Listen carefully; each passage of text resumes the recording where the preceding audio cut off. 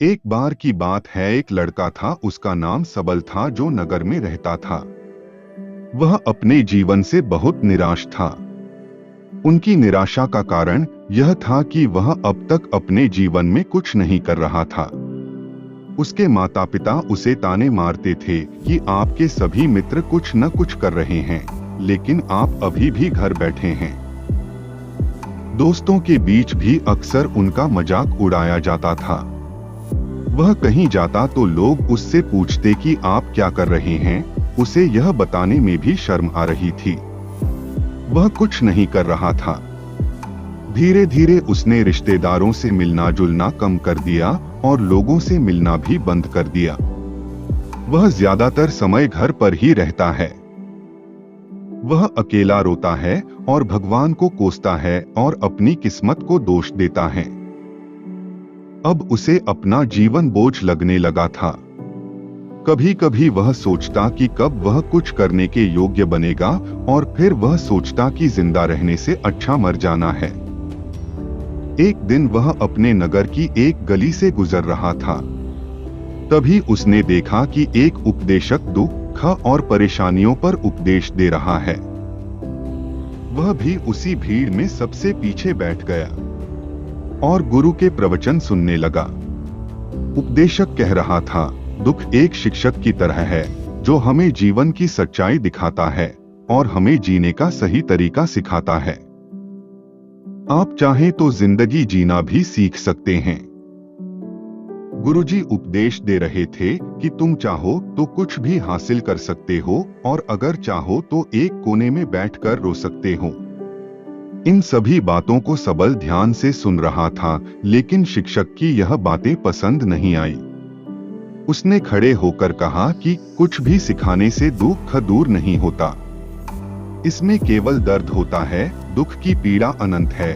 ऐसा लगता है कि इसके बाद कुछ होने वाला नहीं है। इससे कुछ भी फर्क नहीं पड़ता है। इसके सामने तो मौत भी छोटी लगती है। उपदेशक ने कहा, फिर तुम्हारा दुख क्या है? सबल ने उसके सामने अपनी सारी व्यथा सुनाई और पूछा, मेरे दुख का कोई उपाय है तुम्हारे पास? यह सुनकर शिक्षक मुस्कुराए और बोले, तुम उस दिन मेरे पास आओ जब आपके जीवन में वास्तविक दर्द हो। मैं आपकी समस्या का समाधान अवश्य करूंगा। यह कहकर गुरु वहां से चला गया। सबल ने सोचा, कहीं मेरा दुख नकली तो नहीं है? क्या मैं जिस दर्द से गुजर रहा हूं वह नकली है? मेरा दुख कोई नहीं समझ सकता। जब मां बाप नहीं समझते तो गुरु क्या समझेगा? उनके दुखों से व्यथित होकर सबल ने एक फैसला लिया कि अब वह कुछ करेगा। सबल ने एक छोटा व्यवसाय शुरू किया, पर उसे सफलता नहीं मिल रही थी। लेकिन उसके घर वाले पूछते हैं कि क्या वह कुछ कोशिश कर रहा है। वह अपने व्यवसाय में लगा रहा और धीरे धीरे उन्हें सफलता मिलने लगी। फिर उसने गति पकड़ी और केवल 3 साल के अंदर ही वह एक बड़ा बिजनेसमैन बन गया। अब सबल के आसपास ऐसे कई लोग थे जो उसकी परवाह करता था, जो उससे प्यार करता था। अब उनके परिवार के सदस्य भी उसकी तारीफ करते नहीं थक रहे थे। दिन ब दिन उसके मित्रों की संख्या बढ़ती जा रही थी। अब वह अपनी जिंदगी से बहुत खुश था। उनके कुछ दोस्तों ने उन्हें सलाह दी कि जब आप एक बड़ा बिजनेसमैन बनकर बहुत खुश हैं, तो सोचिए आपको कितनी खुशी होगी अगर आप इस शहर और इस राज्य के सबसे बड़े बिजनेसमैन बन जाते हैं। कितने लोग आपसे जुड़ना चाहेंगे, आपकी कितनी बड़ी ख्याति होगी, और स्वयं राजा भी आपसे दोस्ती करना चाहेंगे और जरूरत पड़ने पर ही आपसे पैसे उधार लेंगे। दोस्तों की यह बात सबल के मन में घर कर गई। अब वह और पैसे कमाने की कोशिश करने लगा, लेकिन उसे यह सब बहुत ही जल्दी चाहिए था। वह समय बर्बाद नहीं करना चाहता था। उनका अधिकांश समय इन चीजों को प्राप्त करने में गलाने लगा। इसलिए वह ऐसे काम करने लगा जो सही नहीं था। उसने बड़ा उधार लेना शुरू कर दिया। उसके दोस्तों से पैसे की मात्रा और अधिक मुनाफा कमाने के लालच में वह अपने माल में मिलावट करने लगा। उसने अन्य व्यापारियों के खिलाफ भी साजिश रची और उन्हें डराया धमकाया, जैसा उसके दोस्त कहते थे वैसा ही करता था। वह इन तरीकों से ज्यादा पैसा कमा रहा था, पर अब उसके जीवन में पहले जैसा चैन न था। उनके मन की शांति गायब हो गई थी और वह रात को सो नहीं पाता था। वह हंगामे में रहता था। वह सब कुछ पाकर भी उन्हें किसी चीज में सुख नहीं मिल रहा था। एक दिन सबल अपनी गाड़ी में कहीं जा रहा था। तभी रास्ते में उन्हें उपदेशक का आश्रम दिखाई दिया। वह रुका और गुरु के पास जाकर बोला, संत, आपने मुझे मेरे पास आने के लिए कहा था जब मेरे जीवन में सच्चा दुख आता है। अब मैं बहुत दुखी हूं कि मेरी नींद हराम हो गई है। मुझे कहीं भी शांति नहीं मिल रही है। इस प्रकार सबल ने अपनी सारी समस्याएं गुरु को बता दी। गुरु ने कहा, जब तुम पहली बार मुझसे मिलने आए थे तब भी तुम किसी दुख में थे। आपने उस दर्द से क्या सीखा? सबल ने कहा कि सिर्फ सोचने और चिंता करने से कुछ नहीं होता। आपकी दृष्टि को सच करने के लिए यह कार्रवाई करता है। और सिर्फ काम करने से कुछ नहीं होता, परिणाम भी मिलना चाहिए। जब आपको लगता है कि आपका लक्ष्य हासिल नहीं होने वाला, तब राह में चाहे कितनी भी मुश्किलें आ जाएं, मन कितना भी निराश क्यों न हो, कितना भी लगता हो कि अब कुछ नहीं होने वाला है, तभी विश्वास करें, मैं जो भी कर रहा हूँ उसमें अवश्य सफल होऊंगा। लोग केवल सफल लोगों का सम्मान करते हैं। कोई कितना भी अच्छा क्यों न हो, वह हमेशा लोगों की नजरों में बोझ बने रहते हैं। यह सब सुनकर उपदेशक मुस्कुराया और बोला, जब आपके पास है तो यह वास्तविक दुख नहीं है। अपने जीवन में वास्तविक दुख आए तब मेरे पास आओ, मैं उसे ठीक कर दूंगा। सबल ने जाते समय साधु को सोने के सिक्कों से भरा घड़ा भेंट किया। घड़े को देखकर गुरु ने कहा कि यह मेरे किसी काम का नहीं है। उस पेड़ के नीचे गड्ढा खोदकर गाड़ दो। सबल ने घड़े को पेड़ के नीचे दबा दिया, जैसा कि गुरु ने बताया, और वहां से चला गया। कुछ दिनों से कारोबार ठीक चल रहा था, लेकिन व्यापार के गलत तरीके के कारण धीरे धीरे उसे व्यापार में घाटा होने लगा। उसकी सारी दौलत धीरे धीरे खत्म होने लगी और एक दिन ऐसा भी आया जब उसके पास कुछ भी नहीं बचा और उस पर कर्ज का बोझ चढ़ गया था। परंतु वह निश्चिंत था, क्योंकि उसने अपना सारा कर्ज अपने दोस्तों से लिया था। उसने सोचा कि उसके दोस्त बुरे वक्त में उनके साथ खड़े रहेंगे, लेकिन ऐसा कुछ नहीं हुआ। जैसे ही बुरा वक्त आया, दोस्त पहले उससे कर्ज मांगने लगे। अगर उसने कर्ज नहीं लौटाया, उन्होंने उसे जान से मारने की धमकी भी दी। उनके सभी शुभचिंतक और प्रियजन उससे दूर हो गए। उसके दोस्त जो उसके साथ मस्ती किया करते थे, अब उससे दूर भाग रहे थे। उसका परिवार उसकी गलतियां और कमियां गिनने लगा। उनकी सारी संपत्ति नीलाम कर दी गई और उसके पास कुछ भी न बचा। जब उसने अपने पिता से मदद मांगी, पिता ने कहा कि मेरे पास थोड़ी सी संपत्ति है, मैं तुम्हारी माँ को क्या कहूँगा अगर मैं तुम्हें दे दूं? यह संपत्ति हमारा अंतिम उपाय है। सबल के मन में गहरा दुख छा गया। उसके आसपास कोई नहीं था जो उनके दुख को समझ सके, जो उसे संभाल सके। जनता के इस विश्वासघात के कारण वह अंदर से टूट चुका था। वह सोचने लगा कि अब जीने का क्या मतलब है, अब मौत ही मेरा सहारा है। वह आत्महत्या करने के लिए पहाड़ी पर जा रहा था, तब से उसे याद आया कि उस शिक्षक ने उससे कहा था, मेरे पास आओ जब तुम्हारे जीवन में वास्तविक दुख हो। सबल गुरु के पास गया और अपनी सारी व्यथा सुनाई। आंखों में आंसू लिए उसने कहा, हे गुरुजी, मेरे दुख का निवारण कीजिए। गुरु ने कहा, जब जीवन में असली दुख होता है तब मेरे पास आ जाना, मैं इसे जरूर ठीक करूंगा। सबल ने कहा कि ये क्या हो रहा है, मेरी जिंदगी में अभी दुख नहीं है, तो वो आखिर असली दुख क्या है? गुरुजी ने सबसे कहा कि पहले आप मुझे बताओ, आपने अपने दुख से क्या सीखा। सबल ने कहा कि मैंने वह सीखा, जो लोग हमारे जीवन में आते हैं वह हमारी सफलता और प्रगति के कारण वो हमें धोखा जरूर देंगे, क्योंकि बुरे समय में वे हमारे साथ नहीं खड़े होंगे। वे अच्छे समय में ही हमारा फायदा उठाएंगे और बुरे समय में हमें छोड़ देंगे। उन लोगों पर ही भरोसा करें जो हमारे बुरे समय में हमारे साथ खड़े रहते हैं, लेकिन ऐसे लोग बहुत कम होते हैं, लेकिन जिनके पास है उन्हें उनकी सराहना करनी चाहिए, उनका अपमान नहीं करना चाहिए। मैंने कभी भी किसी के खिलाफ साजिश नहीं रखना चाहिए। अपना काम ईमानदारी और धैर्य से करें और कभी लालची मत बनो।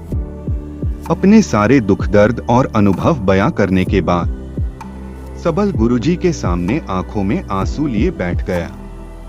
कुछ देर बाद साधु उठे और पेड़ के नीचे एक गड्ढा खोदा और घड़ा निकाल लिया, जो सोने के सिक्कों से भरा हुआ था। उसने सबल को देकर कहा, मेरे पास आओ जब तुम्हारे जीवन में वास्तविक दुख हो।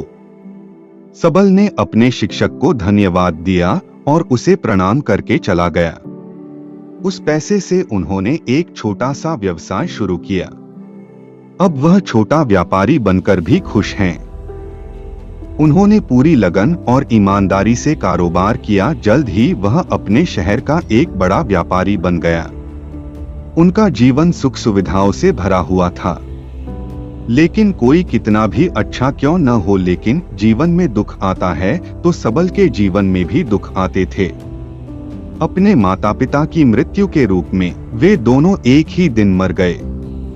सबल अपने माता पिता से बहुत प्यार करता था, इसलिए उनके निधन से उन्हें गहरा सदमा लगा। वह शवों को ले गया, दोनों को श्मशान घाट ले गया, जहां अंतिम संस्कार किया गया। वहां उसने अपने माता पिता का शव जलता हुआ देखा तो उनका मन बेचैन हो उठा। उसके मन में कई सवाल उठने लगे। वह घर वापस आ गया, इसलिए उसने अपने माता पिता के घर और संपत्ति को देखा, जिसके लिए उनके पिता हमेशा लड़ते रहे। आज जो छूटा पड़ा है, जिन्होंने इसकी देखभाल की, इसके लिए लड़ने वाले इस दुनिया से चले गए। उसके पिता ने जो कुछ कमाया वह सब यहीं रह गया। एक दिन पहले तक उसके पिता मारपीट करते थे किसी के साथ उसकी संपत्ति के लिए। आज वो खुद इस दुनिया से चले गए। उसका मन ऐसे अनेक विचारों के बवंडर में था। वह अंदर से अकेला और डरा हुआ महसूस कर रहा था। वह खाली महसूस कर रहा था। उसे लगा कि कुछ है, वह समझ नहीं सका। इसलिए वह गुरु के पास गया। उसे देखकर गुरुजी ने कहा, क्या जीवन में कोई दुख है? सबल ने कहा, वैसे तो जीवन में कोई दुख नहीं है, सब कुछ अच्छा चल रहा है, लेकिन आज मेरे माता पिता का देहांत हो गया है। मैं इस घटना से बेहद दुखी और परेशान हूँ। गुरुजी ने कहा, इसमें दुखी होने की क्या बात है? एक दिन सबके अपनों को मरना है, कोई न कभी जिया है और न कभी रहेगा। एक दिन तुझे भी मरना है, शायद तुम कल ही मर जाओगे, या आप आज भी मर सकते हो। सबल ने कहा, क्या कह रहे हो गुरुजी? मैं भी मर जाऊंगा, लेकिन मैं अभी जवान हूं। गुरु ने कहा कि सब जी रहे हैं इस भ्रम में कि मृत्यु केवल दूसरों को आती है, बड़ों के पास ही आती है। लेकिन जवान और बूढ़े मर जाते हैं, बच्चे मर जाते हैं। मौत का उम्र से कोई लेना देना नहीं है। यह सभी को प्रभावित करता है। मास्टर जी की ये बातें सबल के मन में घर कर गईं और वह चुपचाप चला गया, लेकिन उसका मन अभी भी बेचैन था। वह खाली महसूस कर रहा था। वह सारा दिन अपने बारे में ही सोचता रहा कि वह कौन है, वह इस दुनिया में क्यों आया है, क्या जीवन का लक्ष्य केवल चीजों को खाना और मरना है? ऐसे कई सवाल उसके दिमाग में लगातार उठ रहे थे, लेकिन उन्हें अपने किसी भी सवाल का जवाब नहीं मिल रहा था और उसका दुख दिन ब दिन बढ़ता ही जा रहा था। इसलिए कुछ दिन बाद वह फिर से गुरुजी के पास पहुंचा और बोला, हे स्वामी, मैं बहुत दुखी हूँ क्योंकि मैं यह नहीं जान पा रहा हूँ कि मैं कौन हूँ और मैं इस दुनिया में क्यों आया। यह सुनकर गुरुजी मुस्कुराए और बोले, आज आपके जीवन में पहली बार सच्चा दुख उत्पन्न हो गया है। यह वास्तव में दुख कहलाने के लायक हैं। हम नहीं जानते कि हम कौन हैं, हम क्यों आए हैं, क्या करें, कैसे करना है। सबल ने अपने गुरु से कहा कि उसकी दुर्दशा दूर करो। गुरु ने कहा कि हम सभी इंसान हैं, जीवन भर संग्रह करते रहते हैं। सबल ने कहा कि सभी इंसान जीवन भर धन, सम्मान, परिवार, प्रतिष्ठा, मित्र, शत्रु आदि जमा करता है। गुरु ने पूछा, क्या हम एकत्रित की गई चीजों में से कुछ भी अपने साथ ले जा सकते हैं? सबल ने कहा, कोई भी इंसान अपने साथ कुछ भी नहीं ले जा सकता, वह सिर्फ अकेला ही जाता है। मेरे माता पिता भी अपने साथ कुछ भी नहीं लेकर गए, सब कुछ धन संपत्ति वैभव सब कुछ यहाँ पर छोड़कर गए। शिक्षक ने कहा, अब मेरी बात ध्यान से सुनो, इस संसार में हमें जो संग्रह करना चाहिए वह हम नहीं करते, चीजें हमारे सामने होती हैं लेकिन हम उन्हें देखने की कोशिश नहीं करते। हमें इस दुनिया में जो कुछ भी इकट्ठा करना है वह हम खुद हैं, हमें खुद को जुटाना होगा ताकि जब हम मरें तो हम एकजुट हो सकें और खुद को पहचानने में सक्षम होने के लिए हम अंदर बंटे हुए हैं। हम प्यार, नफरत, गुस्सा, ईर्ष्या में बंटे हुए हैं। क्रूरता, धन, स्थिति, प्रतिष्ठा, सम्मान, पहचान, धर्म, जाति, सैकड़ों हजारों ऐसी चीजों और इच्छाओं में हम विभाजित हैं और टुकड़ों में जीवन जी रहे हैं। इस विभाजन के कारण हमारी चेतना कभी एक नहीं हो सकती। हमारी चेतना शक्ति बिखरी हुई है, इसलिए हमारे पास इतना समय नहीं है, इतनी ऊर्जा नहीं कि हम मुड़ सकते हैं और अपने भीतर देख सकते हैं। वास्तव में धन, सम्मान और सुविधाओं का अभाव, लोग इसे दुख समझते हैं और जीवन भर के लिए जो दुख कहकर रोते रहते हैं और समाधान खोजने का प्रयास करते रहते हैं, उन्हें अपना समाधान कभी नहीं मिलेगा, क्योंकि जिसे लोग दुख कहते हैं वह वास्तविक दुख नहीं है। यह सिर्फ एक आदमी की इच्छा है, उसकी इच्छा कभी पूरी नहीं होती, इसीलिए व्यक्ति को कभी उनके प्रश्नों का समाधान नहीं मिलता। इसलिए इन सब से परे, यदि आप अपने दुखों का अंतिम समाधान चाहते हैं तो सबसे पहले खुद को समेटो। इस दुनिया से अपनी ऊर्जा वापस ले लो और इकट्ठा करो। अपने आप पर ध्यान केंद्रित करो, स्वयं पर ध्यान दो। अपने मृत्यु से पहले अपने आप को जानने की कोशिश करो, बिखरो मत। सबल ने कहा, तो गुरुजी, क्या हम इस संसार को छोड़ दें? हमारी सभी इच्छाओं को मार देना चाहिए, किसी से प्रेम नहीं करना चाहिए, धन संग्रह नहीं करना चाहिए, सम्मान की आशा छोड़ देनी चाहिए। शिक्षक ने कहा कि भावनाओं और इच्छाओं ऐसे बिखरे हुए मनुष्य में से निकल आ, जैसे कोई पत्थर पहाड़ से गिरे जिस पर पर्वत का कोई वश नहीं है सिवाय देखने के। परेशान होना और कुछ खोना, वैसे ही बिखरे हुए मनुष्य की इच्छाएं बेकाबू और दर्दनाक हैं। उसका अनियंत्रित मन इच्छा करता रहता है और कल्पना करता रहता है और यह दुख देता है। लेकिन जब एक व्यक्ति अपने मन को एकत्र करता है तो वह जो कुछ भी करता है वह उसके नियंत्रण में होता है। फिर उसकी इच्छा से इच्छाएं भी उत्पन्न होती हैं। सबल ने कहा कि आपने मेरे असली दुख का समाधान कर दिया। आपका बहुत बहुत धन्यवाद। अब से मैं खुद को समेटने, खुद को तराशने की कोशिश करूंगा। गुरुजी ने कहा कि मानव शरीर में बहुत ऊर्जा और शक्ति है, लेकिन यह फालतू के कामों में बंटा हुआ है, बेकार की बातों में लगा हुआ है। यह एक बहुत ही शक्तिशाली मशीन की तरह है। एक बच्चे के हाथ में रखा जा रहा है और वह बिना सोचे समझे अपनी शक्ति बर्बाद कर रहा है और बिना किसी नियंत्रण के। इसीलिए इस शक्ति पर ध्यान दें, अपनी चेतना, और इसे इकट्ठा करें। सबल को अपने प्रश्नों का उत्तर मिल गया। उसने अपने गुरु का शुक्रिया अदा किया और चुपचाप चला गया।